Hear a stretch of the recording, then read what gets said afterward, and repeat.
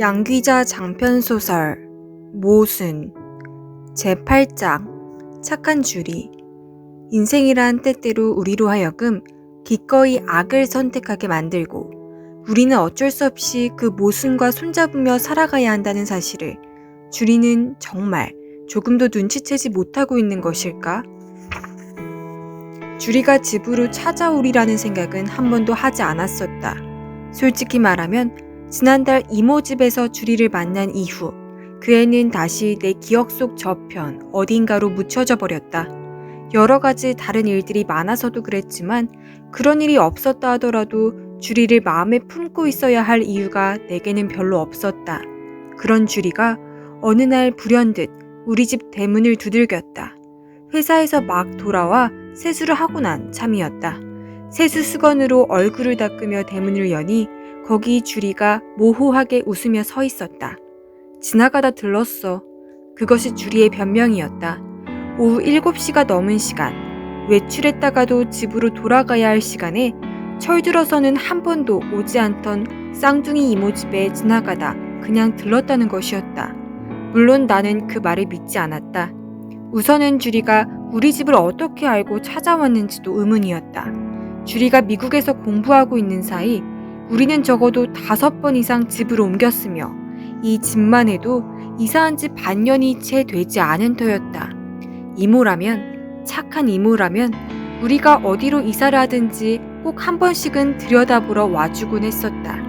그랬으므로 이모는 지금 우리 동네 어디쯤을 자동차로 달리고 있을 것이었다. 이모는 이 시각에 찾아가면 집을 지키고 있는 사람이 나밖에 없을 것이라는 것도 잘 알고 있었다. 아마도 이모는 주리와 내가 친하게 지내기를 바라는 모양이었다. 주리를 데리고 우리 집 대문 앞까지 왔다가 내가 나오는 기척을 듣고 쉬쉬 딸을 조용히 시키며 살금살금 골목을 빠져나갔을 이모.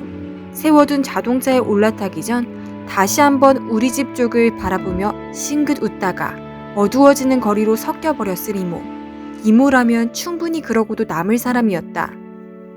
나는 주리를 데리고 내 방으로 들어갔다. 내 방 말고는 주리를 맞을 공간이 우리 집에는 없었다. 헐벗은 우리 집을 보여주는 일이 부끄럽지는 않았으나 마주 앉아 어색하지 않게 담소를 나눌 만한 공간이 없다는 것은 심히 불편한 노릇이었다. 침대가 없는 방을 보면 이상해. 왜 침대를 싫어하니? 앉을 만한 무엇을 찾다가 책상, 의자 하나뿐이라는 것을 알게 된 주리가 할 수 없이 방바닥에 주저앉으며 신기하다는 듯이 물었다. 왜 침대를 싫어하느냐고? 나는 주리의 그 물음이 침대도 놓지 못할 만큼 비좁은 방을 부끄러워할 수도 있는 나를 위한 배려라고 믿었다.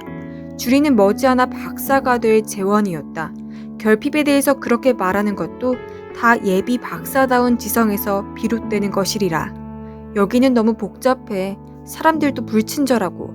그리고 여기 사람들은 왜 그렇게 남들을 빤히 쳐다보니? 그건 옳지 못해. 실례야. 오늘 엄마랑 쇼핑 나왔다가 얼마나 피곤했는지 몰라. 주리는 발을 쭉 뻗으며 벽에 등을 기댔다. 짧은 치마 밑으로 드러난 그의 맨종아리는 하얗고 날씬했다. 쇼핑의 피곤함이 삶에서 겪어야 했던 가장 큰 피로였을 그의 작고 연약한 발가락과 분홍색으로 물든 동그란 발 뒤꿈치, 유리조각처럼 섬세하게 튀어나온 복숭아뼈는 또 어쩌면 그리도 어여쁜지. 나는 무심코 마당에 빨랫줄에 걸려있는 양말 2짝을 바라보았다.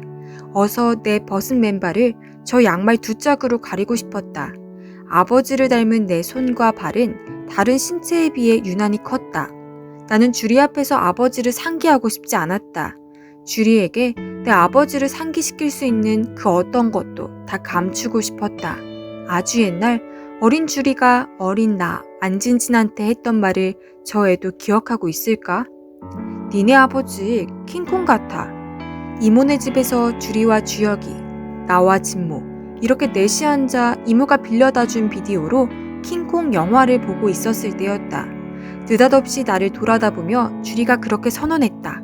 시커멓고 커다란, 게다가 한없이 못생긴 킹콩이 코를 실룩거리며 저벅저벅 도시를 짓밟고 다니는 화면을 보며 공포에 떨고 있던 나에겐 주리의 그 말이 곧 킹콩이었다.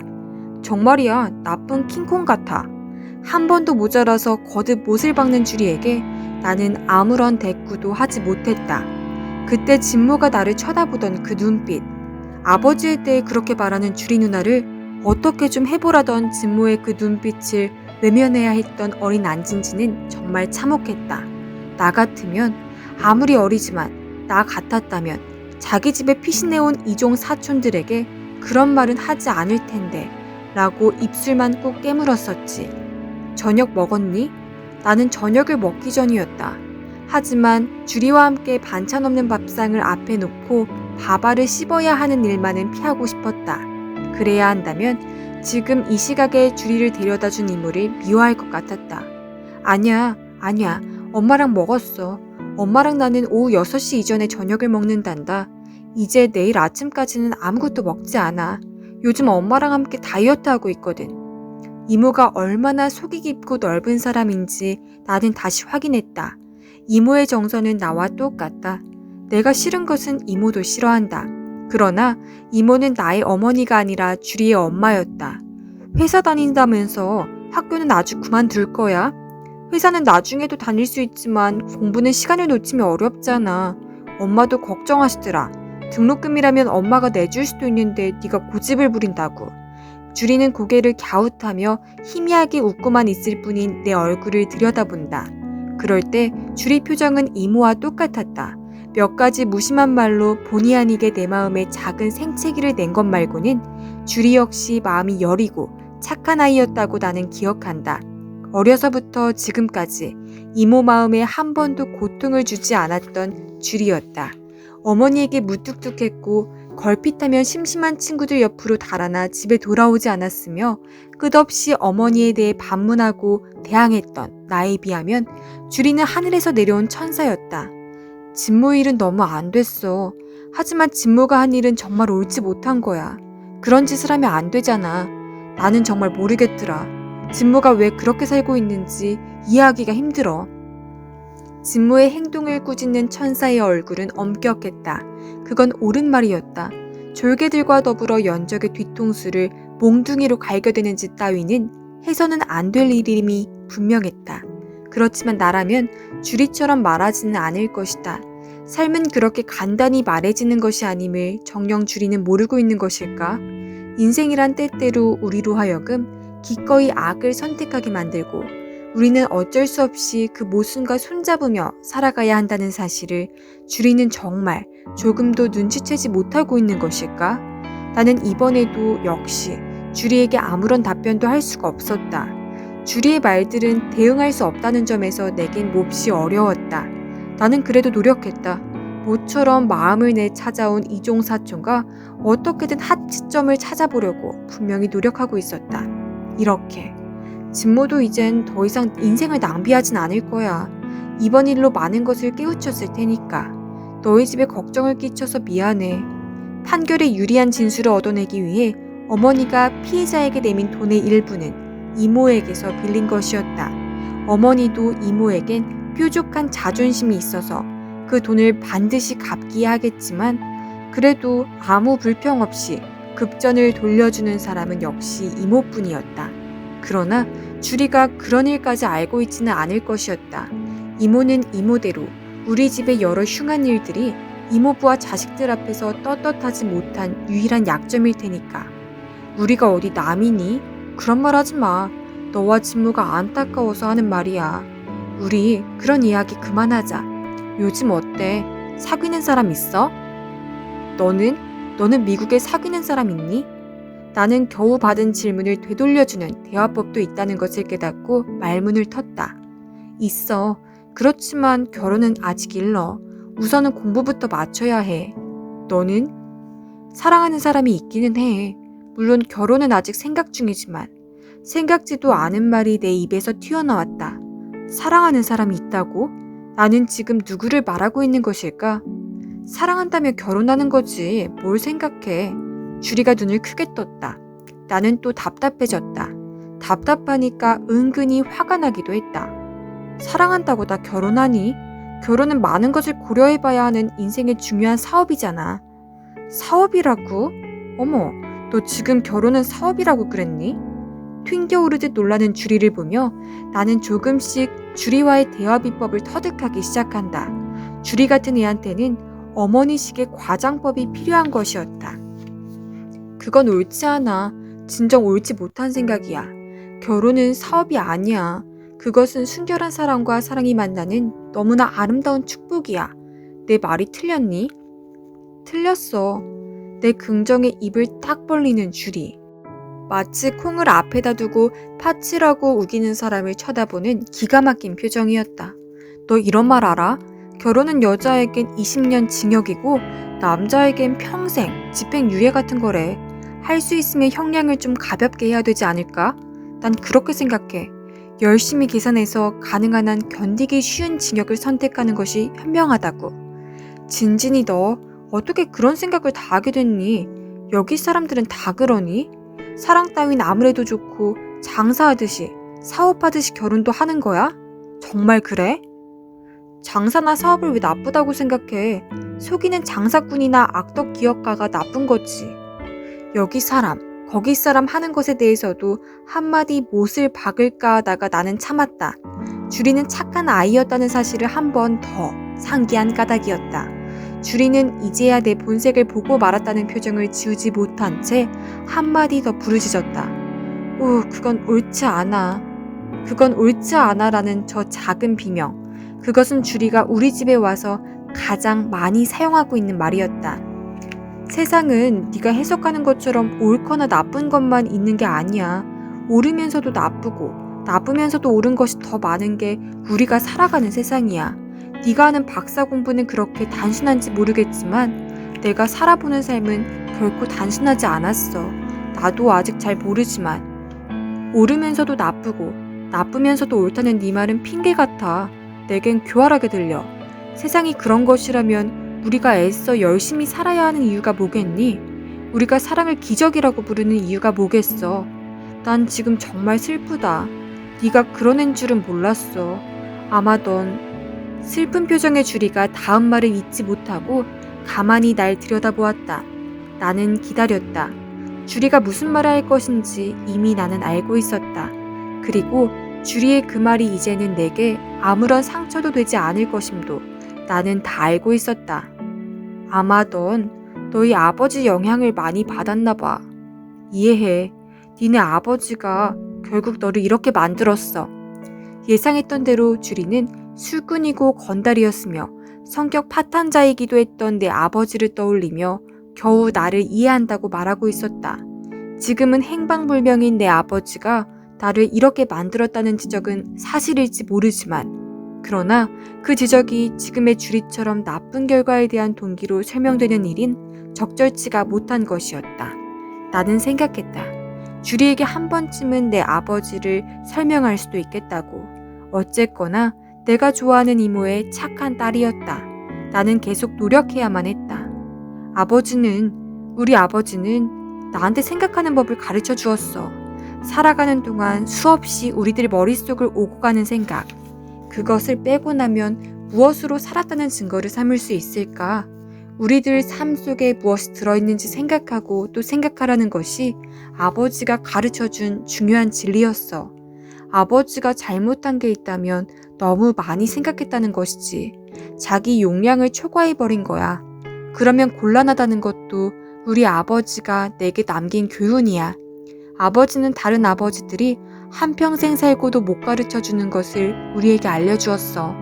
그것으로 이미 우리 아버지는 자식한테 해줘야 할 모든 의무를 다했어.